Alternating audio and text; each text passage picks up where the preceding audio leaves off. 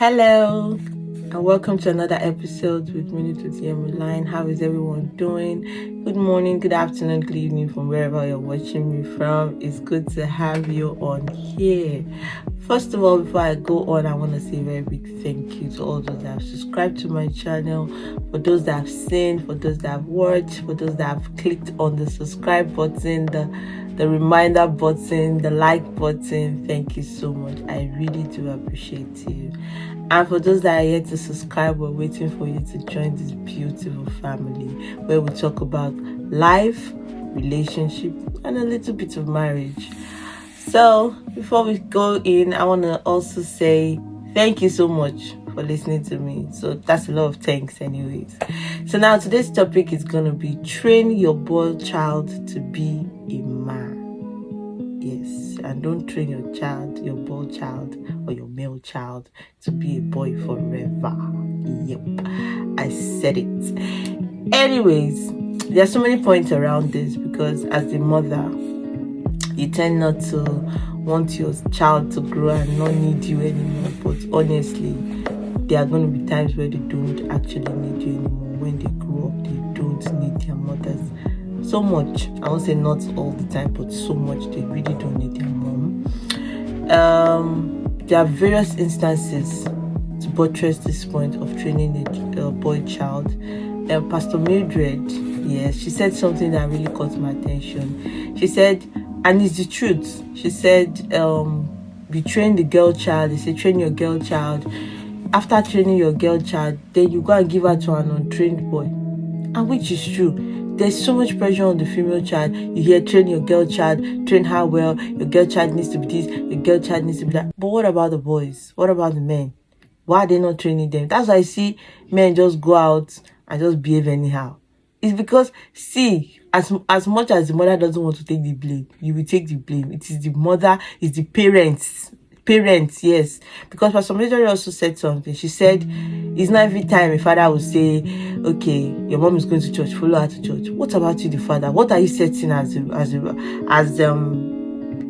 a guide? What are you showing your children? How are you becoming a role model for your children? It is very, very important because children nowadays, what you tell them, they really don't absorb it as much as what you show them, what you do. That's what they emulate. So you need to be a role model for your kids. As a father, as a man of the house, do you pray? Do you lead your family in a way where if your children does this, you can say, okay, you can beat your chest and say, I'm proud of my kids. They actually did do something. They actually emulated what I've set out there, the goals I've set out there for what a good man should be. You know, most men have lost it. Lost it in the sense that they don't even know what is right and wrong anymore. So if you know, read books. The internet is there, Google is there. How to be a great father, how to be a good man, how to set boundaries. Read about these things, read about how to grow as a man and learn. Read the Bible. The most important manual, read the Bible. The Bible will show you what a man and a father is supposed to be like. Because there's this so much pressure on women. They train women to be prayer warriors. They train women to know how to cook. They train women what are they training the men to do? There's nothing wrong if a man is also a prayer warrior. There's nothing wrong if a man is also a good cook. There's nothing wrong in a man being good at it. I've seen men that take care of babies better than women. Like, they know how to bath the baby, they know how to dress the baby, they know how, a newborn, no, not even a child that is well, a newborn, they know where to press with the hot water and how to touch the baby properly. There are men that know these things. And if you ask them, how did you learn about these things? You hear, my mom used to do it, and then she used to come and also do it too for my younger ones, or I've seen my mom do it and I learned and I researched more. A man can be a mommy's boy or something, but I think the father also has a great role to play in the situation, because I feel bad for those that do not have a father figure. It's not your fault. I might not know the situation why you do not have a father figure, but it's not your fault.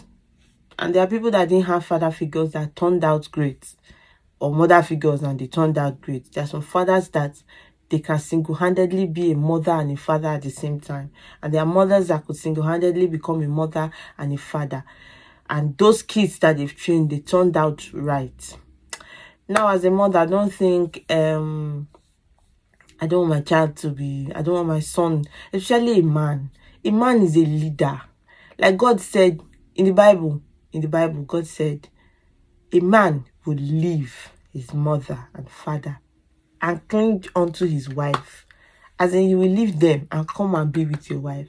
The reason why God said that in the Bible is so that a man will grow, leave that place where he's being trained or being nurtured or being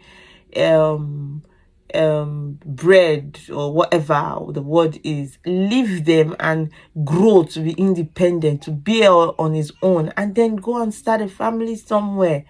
So a man is not supposed to be, any man that is clinging onto his mother, you need prayer, so serious prayer, because they're supposed to grow out of it. As a mother, it can be very difficult, but you need to learn to train your children to learn to be independent on their own. Like, I think my mom, growing up, my mom used to always train us to be independent. Even while she was there, she will always tell you, learn to do things on your own. Learn to do things like nobody is there with you.